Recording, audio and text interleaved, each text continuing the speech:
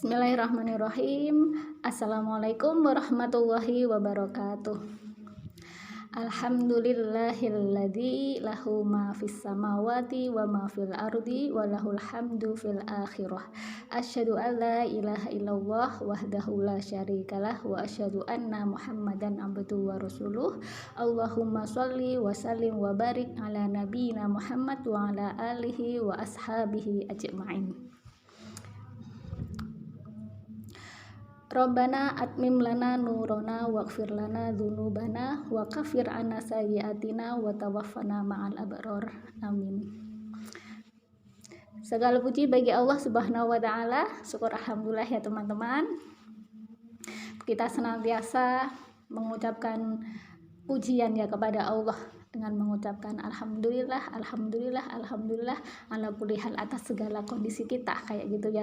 Kenapa kok begitu seperti itu? Karena memang segala yang kita lakukan hari ini, yang telah terlewati yang kemarin seperti itu ya, itu semuanya itu adalah bentuk kemahakuasaannya Allah seperti itu ya. Baik itu mungkin dalam pandangan kita sebagai manusia itu hal yang gak menyenangkan atau mungkin menyenangkan kayak gitu ya, itu sesungguhnya menunjukkan kekuasaannya Allah seperti itu. Maka kita harus senantiasa memuji Allah Subhanahu wa taala. Di kesempatan siang hari ini semoga teman-teman semuanya dalam kondisi sehat dan selalu dalam lindungan Allah Subhanahu wa taala ya. Jadi kita alhamdulillah sudah sampai pada pertemuan yang ketiga kali ini ya. Maksudnya sudah pekan ketiga dari kajian online pasca Ramadan kayak gitu. Semoga apa-apa yang sudah kita bahas di 2 pekan yang kemarin kayak gitu ya menjadi ilmu yang bermanfaat, menjadikan kita semakin beriman dan bertakwa kepada Allah, dan kita semakin berazam kayak itu ya, berkeinginan kuat seperti itu untuk senantiasa menetaati Allah Subhanahu wa taala. Amin amin ya rabbal alamin.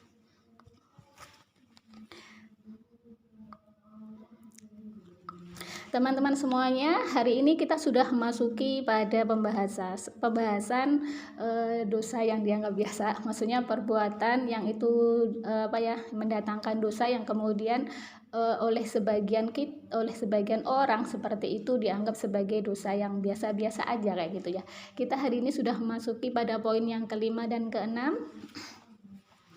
Dan semoga bahasan hari ini kayak gitu ya bermanfaat bagi kita ke depannya seperti itu. Nah teman-teman semuanya, sebagaimana strat yang saya bagikan, hari ini kita membahas 2 hal, yaitu yang poin yang kelima yaitu duduk bersama orang-orang munafik atau fasik untuk beramah tamah.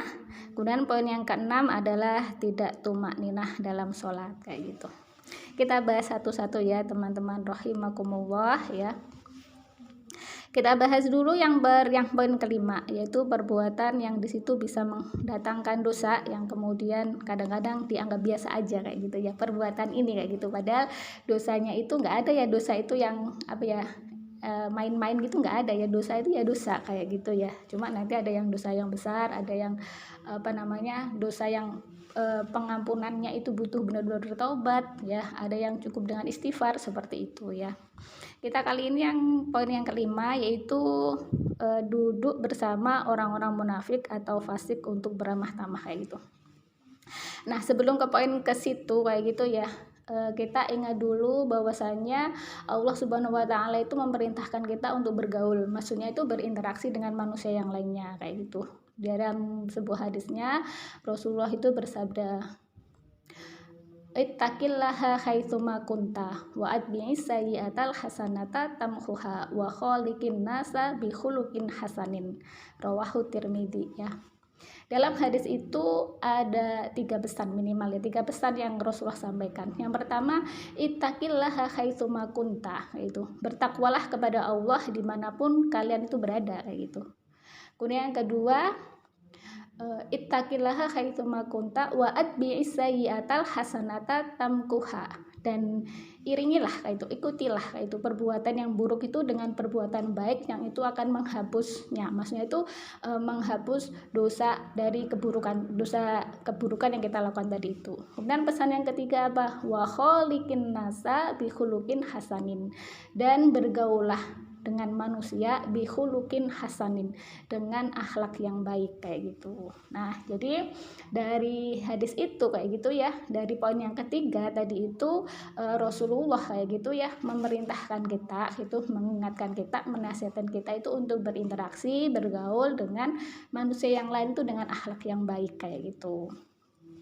Nah, untuk kemudian bisa kita bergaul dengan seseorang dengan akhlak yang baik seperti itu ya, tentunya kita juga harus mengetahui dulu bagaimana Islam itu memerintahkan kita terkait dengan mencari teman bergaul seperti itu ya. Jadi di antara manusia itu kan pasti ya ada yang baik, ada yang tidak baik kayak gitu ya. Ada yang mengajak kepada takwa, ada yang mengajak kepada kejahatan seperti itu.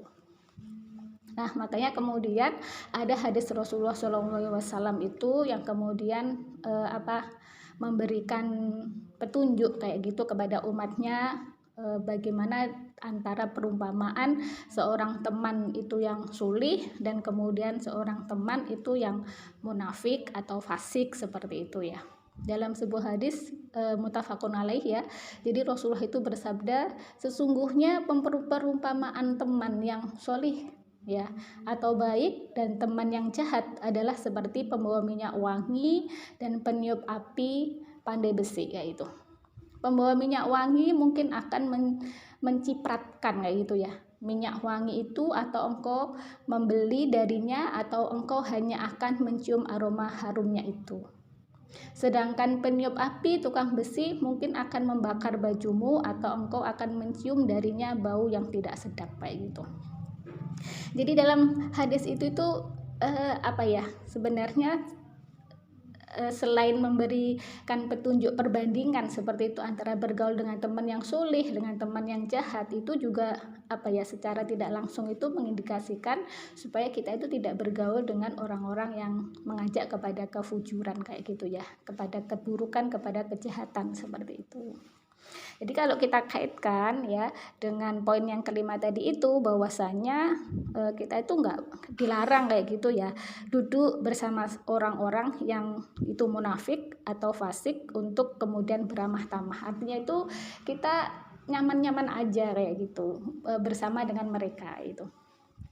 Nah, orang munafik, orang fasik, teman-teman masih ingat kan tentunya dalam pembahasan kemarin, kalau orang munafik itu nanti munafik itu ada yang munafik keimanan, itu akan menghantar kepada kafiran, ada juga yang munafik perbuatan kayak gitu ya. Jadi yang munafik perbuatan ini sebenarnya orang munafik itu termasuk orang fasik ya. Jadi orang yang melakukan kerusakan ya, atau terjadi kerusakan dalam amaliyah dia seperti itu ya. Nah, biasanya kan kalau orang-orang yang belum sampai pada orang-orang yang munafik kayak gitu ya, atau orang yang berlakukan fasik seperti itu kan kalau kita bergaul dengan mereka, misalnya kita kumpul-kumpul kayak gitu ya, itu kan pembicaraannya pasti seputar apa, kita bisa bisa mengira-ngira, semisal gibah ya, ngerumpi aja, setiap kumpul ketemu kayak gitu ngomongin celahnya orang kayak gitu, aibnya orang kayak gitu ya, kita diajak rasan-rasan kayak gitu. Atau kemudian kalau gitu malah merendahkan Allah, atau kemudian malah merendahkan Rasulullah, atau merendahkan urusan agama ini seperti itu ya. Jadi istilahnya perbuatannya itu seputar hal-hal yang itu dilarang oleh Allah. Nah, berkaitan dengan hal ini kayak gitu ya, bahwasanya indikasi bahwanya berkumpul dengan orang-orang yang melakukan kefasikan kayak gitu ya, orang yang munafik, yang fasik seperti itu ya, itu tuh nggak boleh kayak gitu ya. Itu ada dalam Quran surah Al-Mujadalah ayat 8 kayak gitu ya. Jadi di situ secara tegas kayak gitu ya, Allah itu menyeru orang-orang beriman agar kemudian tidak melakukan pembicaraan yang di situ bisa menimbulkan dosa kayak gitu. Jadi saya bacakan dalam Quran surah Al-Mujadalah ayat 9 ya. A'udzubillahi minasyaitonirrajim. Bismillahirrahmanirrahim. Ya ayyuhalladzina amanu idza tanajaitum fala tatanajau bil itsmi wal udwani wa ma'syiyatir rasuli wa tanajau bil birri wat taqwa wattaqullahalladzi ilaihi tuhsyarun. Artinya, wahai orang-orang yang beriman, apabila kamu mengadakan pembicaraan rahasia, janganlah kamu membicarakan perbuatan dosa, permusuhan, dan durhaka kepada Rasul. Tetapi bicarakanlah tentang perbuatan kebajikan dan takwa, dan bertakwalah kepada Allah yang kepadanya kamu akan dikumpulkan kembali, kayak gitu.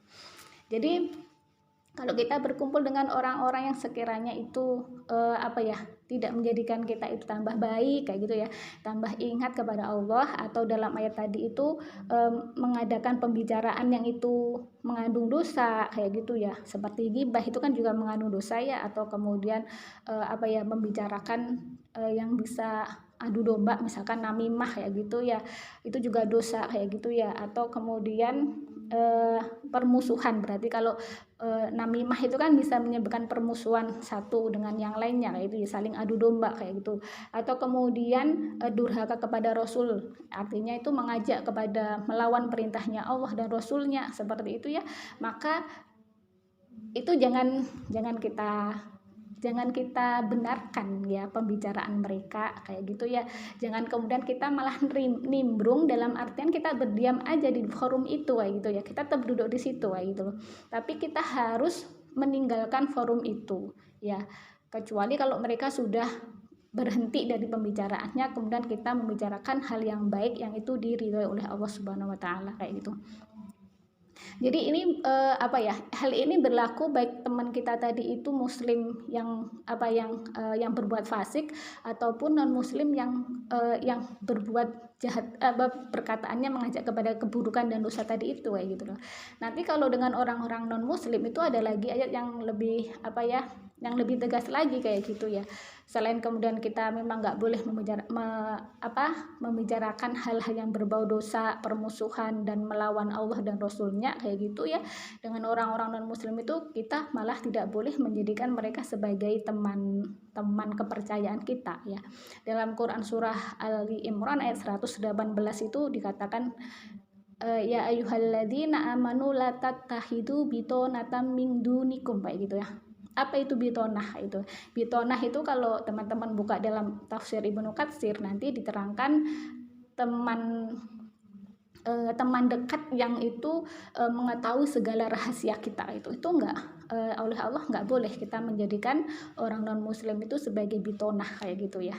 Jadi ini bukan kemudian berarti ajaran Islam itu mengajak kepada memilah-milah di antara manusia, atau kemudian mengajarkan kepada tidak bersatu, kerukunan, itu bukan begitu, tapi kayak gitu.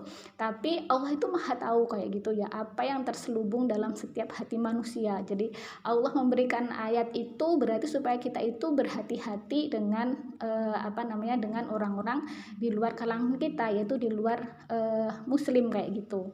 Tapi kan ayat itu tetap memerintahkan kita apa sih yang nggak boleh, kan menjadikan bitonah kayak gitu ya. Tapi kalau menjadi teman yang biasa aja kayak gitu, misalkan teman di kantor, teman-teman di kerja kayak gitu, sebagai tetangga biasa, itu boleh-boleh aja. Bahkan kita diperintahkan untuk berbuat yang baik sesama tetangga meskipun itu non muslim, seperti itu. Jadi yang nggak boleh itu bitonah kayak gitu, dan sama menjadikan mereka sebagai pemimpin seperti itu nanti di atas kalangan kaum muslimin seperti itu. Nah itu dalam pembahasan yang lainnya kayak itu. Jadi teman-teman ya, hal ini kadang-kadang kan juga dianggap biasa aja ya di antara kita kalangan kaum muslimin. Kadang-kadang kita sama perempuan aja kadang-kadang nggak mampu ya menahan omongan teman kayak gitu, misalkan mengajak ghibah ya gitu, atau kemudian mengajak namimah, itu kadang-kadang kita lemah ya gitu. Maka kalau kita lemah, tinggalkan aja kayak gitu. Jangan sampai kita membenarkan forum itu, karena itu haram. Kalau kita sampai membetulkan nimbrungnya mereka, membetulkan aja itu nggak boleh kayak gitu. Apalagi kalau kita nambah ikut-ikutan istilahnya nambah-nambahin kayak gitu ya, malah semakin seru forum itu, maka itu nggak boleh, haram kayak gitu ya, karena Allah itu nggak senang dengan orang-orang yang fasik kayak gitu. Jadi dalam ayatnya kayak gitu ya, Allah itu berfirman dalam Quran surah At-Taubah ayat 96, artinya jika sekiranya kamu itu ridho kepada mereka, maka sesungguhnya Allah tidak ridho kepada orang-orang yang fasik itu. Jadi kita Berlindung kepada Allah supaya kita tidak menjadi orang fasik, dan kita juga berlindung kepada Allah supaya kita tidak menjadi teman-teman dari orang-orang yang berbuat fasik seperti itu. Nah, itu untuk pembahasan yang poin kelima ya teman-teman ya.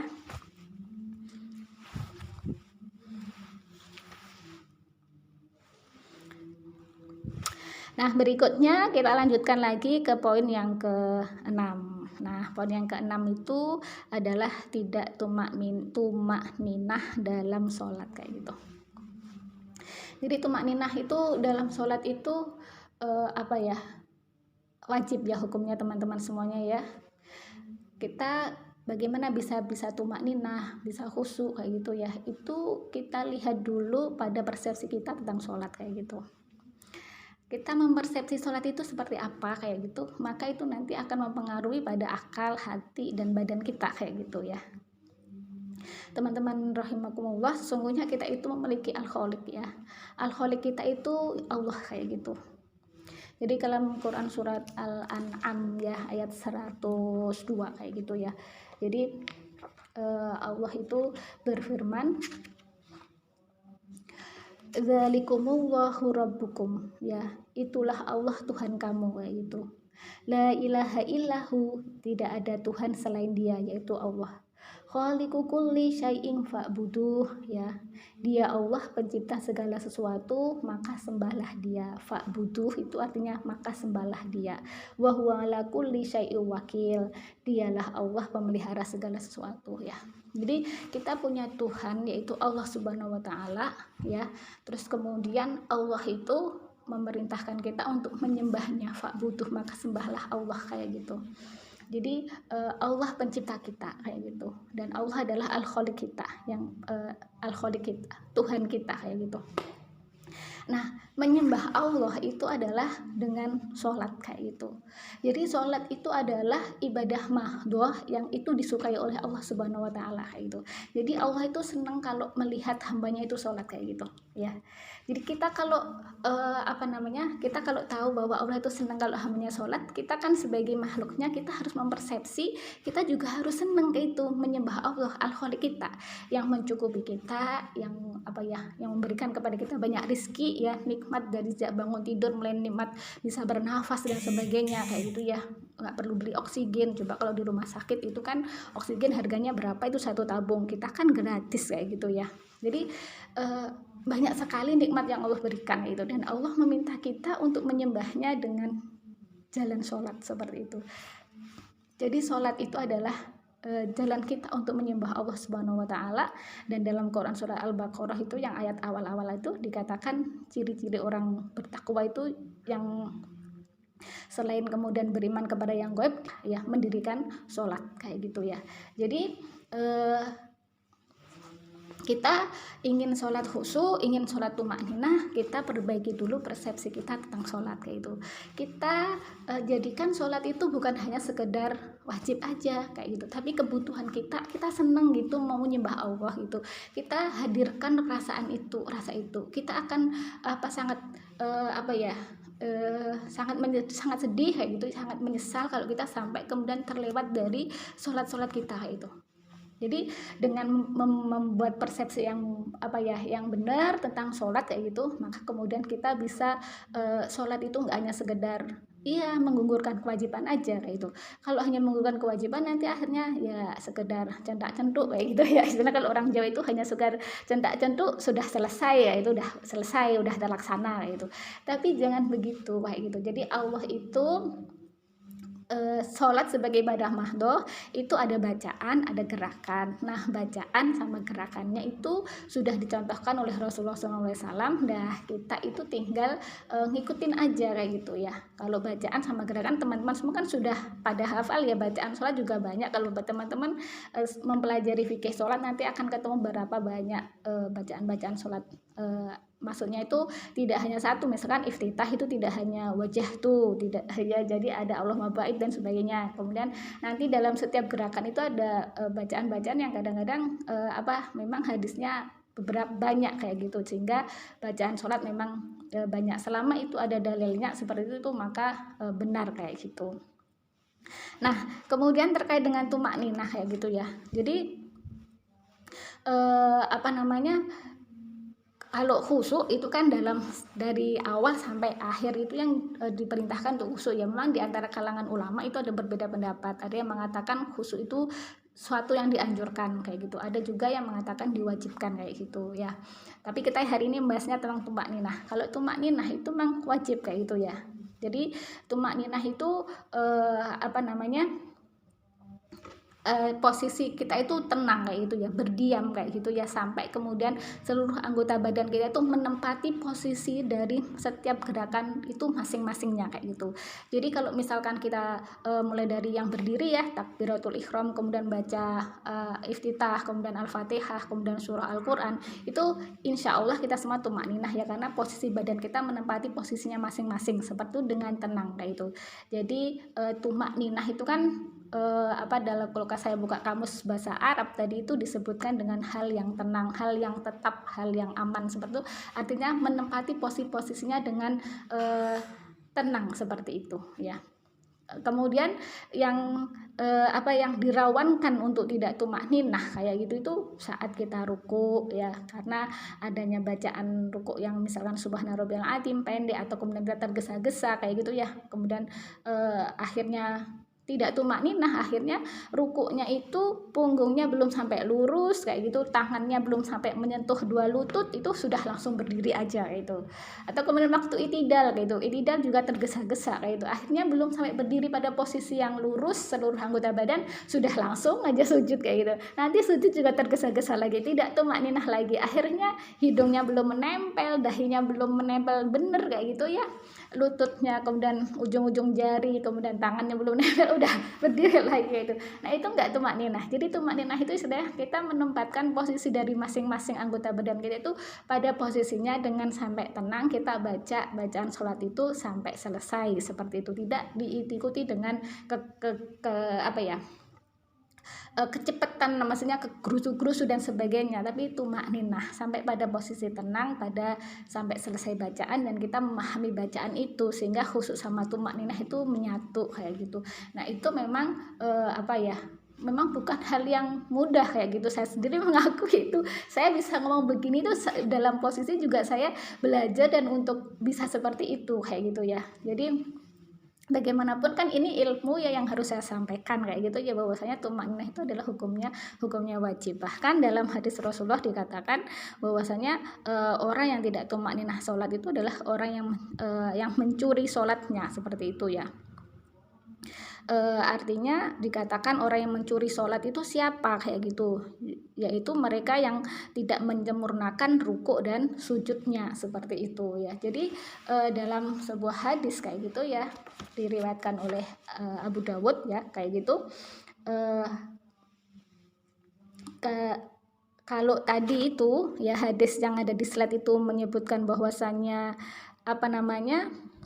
dikatakan orang yang mencuri dari sholatnya itu adalah orang yang tidak sempurna rukuk dan sujudnya, maka kemudian dalam hadis riwayat Abu Dawud itu ada kisah seorang laki-laki yang dia itu menceritakan tentang orang yang buruk dalam sholatnya kayak gitu. Terus kemudian Rasulullah itu bersabda kayak gitu, sesungguhnya tidak sempurna sholat seseorang dari manusia hingga dia berwudu dengan menyempurnakan wudunya, kemudian mengucapkan sami Allahu liman hamidah hingga tegak lurus dalam berdiri, kemudian mengucapkan Allahu Akbar, lalu bersujud hingga tumakninah sendi-sendinya, setelah itu mengucapkan Allahu Akbar dan mengangkat kepalanya hingga tegak lurus dalam duduknya, kemudian mengucapkan Allahu Akbar, lalu bersujud hingga tumakninah sendi-sendinya, kemudian mengangkat kepalanya lalu bertakbir. Jika dia melakukan hal itu maka telah sempurna sholatnya itu. Kemudian dalam hadis lain diriwayatkan oleh Abu Hurairah, itu dalam riwayat Abu Dawud juga potongan hadis ini ya, kemudian rukuklah hingga engkau tumakninah dalam rukuk, lalu bangkitlah hingga engkau tegak kembali berdiri, setelah itu sujudlah hingga engkau tumakninah dalam bersujud, lalu duduklah hingga engkau tumakninah dalam duduk. Lakukan hal itu semua dalam sholatmu itu ya. Jadi ya ini ya, tempat-tempat yang posisi rawan untuk tidak tumakninah itu mulai dari ruku, i'tidal, sujud, duduk di antara dua sujud, yaitu ya kalau yang tasyahud itu kan bacanya juga panjang ya, insya Allah kita bisa tumakninah di situ kayak gitu, karena bisa memposisikan badan kita dalam kondisi tenang karena ikut bacaan yang panjang seperti itu. Segerusu-gerusunya insya Allah kita masih bisa tumakninah. Nah kemudian di bagian-bagian yang penting tadi itu sebagaimana disebutkan Rasulullah, khususnya waktu sujud, ruku, ya itidal, duduk di antara sujud kita usahakan tumakninah. Jadi di sini hukum tumakninah itu adalah wajib kayak gitu ya. Kalau kita tinggalkan itu maka sholat kita bisa tidak sah kayak gitu ya. Jadi bahkan dalam bukunya Syekh Muhammad Sholeh Al-Munajjid ini disebutkan ketika seseorang itu secara sadar menyadari dia tidak tumakninah, maka seketika itu dia harus mengulangi lagi sholatnya itu kayak gitu. Adapun sholat-sholat yang sudah berlalu yang kemarin, yaitu ya ditobati kayak gitu ya, atas sholat yang kemarin-kemarin tidak tumakninah kayak gitu, mohon ampun kepada Allah kayak gitu, dan kemudian ya begitu, bertobat, tidak diulangi lagi dan mohon ampun kepada Allah Subhanahu wa taala kayak gitu ya. Jadi kadang-kadang kita menganggap biasa aja ya kadang-kadang, apalagi kalau misalkan lagi sholat sholat ini taraweh itu ya kadang-kadang terbawa semangat kayak gitu ya, mungkin kadang-kadang kita tumakninahnya jadi kurang kayak gitu. Maka kita harus bisa menempatkan posisi ketika kita mengambil rokaat yang banyak kayak gitu ya. Tumakninah tadi maknanya kita sampai memposisikan tubuh kita itu tenang dalam posisinya, kita dalam posisinya, kemudian kita membaca bacaan sholat itu sampai selesai dan kita pahami ayatnya, baru kemudian kita berdiri melakukan gerakan-gerakan yang lainnya seperti itu ya. Sehingga sholat itu bukan hanya sekedar penggugur kewajiban, tapi benar-benar kita itu bisa meresapi dari doa dalam sholat itu, ataupun kemudian pujian yang kita berikan kepada Allah, atau kemudian ayat-ayat Al-Quran yang kita baca seperti itu ya. Dan untuk itu semuanya teman-teman ya, sungguhnya kita butuh pertolongan Allah Subhanahu wa taala. Untuk kita bisa khusyuk itu butuh pertolongan Allah Subhanahu wa taala. Untuk kita bisa tumakninah kita butuh pertolongan Allah Subhanahu wa taala, dan untuk kita bisa menjalankan sholat wajib ataupun mau ditambah dengan yang nafilah, yang sunnah, itu kita butuh pertolongan Allah Subhanahu wa taala. Artinya apa? Berdoalah kepada Allah, mintalah khusyuk itu, dan mintalah kita bisa tumakninah dalam sholat itu seperti itu, sehingga Allah memudahkan kita untuk bisa menikmati sholat, senang dengan sholat, senang ketika kita menyembah Allah Subhanahu wa taala ya. Semoga bahasan yang kita bahas hari ini bermanfaat untuk saya dan untuk teman-teman semuanya, dan semoga Allah menyayangi kita semuanya ya. Allah Subhanahu wa taala menyayangi kita semuanya, merahmati kita semuanya, dan senantiasa melindungi kita semuanya. Amin amin ya rabbal alamin. Dan alhamdulillah waktunya tinggal 1 menit, berarti kajian hari ini sudah selesai ya teman-teman semuanya ya. Untuk ayatnya tadi itu yang Quran surah Al-An'am ya, ayat berapa itu, ayat 68, nanti teman-teman baca sendiri ya. Tadi saya tidak sempat membaca itu, malah saya ngambil Quran surah Al-Mujadilah ayat 9 kayak gitu ya. Jadi nggak apa-apa lah, bisa dibaca itu slide-nya kayak gitu. Nah akhirnya kajian hari ini harus kita akhiri ya. Mari kita tutup dengan baca istighfar 3 kali dan doa kafaratul majelis. Astagfirullahaladzim, astagfirullahaladzim, astagfirullahaladzim. Subhanakallahumma wa bihamdika asyhadu an la ilaha illa anta astaghfiruka wa atubu ilaik. Al-haqqu min rabbika fala takunanna minal mumtarin. Sesungguhnya kebenaran itu datangnya dari Allah semata, maka janganlah kita ragu untuk mengambilnya. Dan kalau ada yang salah dari apa yang saya sampaikan, itu semata-mata kelemahan saya pribadi, mohon dimaafkan ya. Dan akhirnya saya akhiri, wassalamualaikum warahmatullahi wabarakatuh.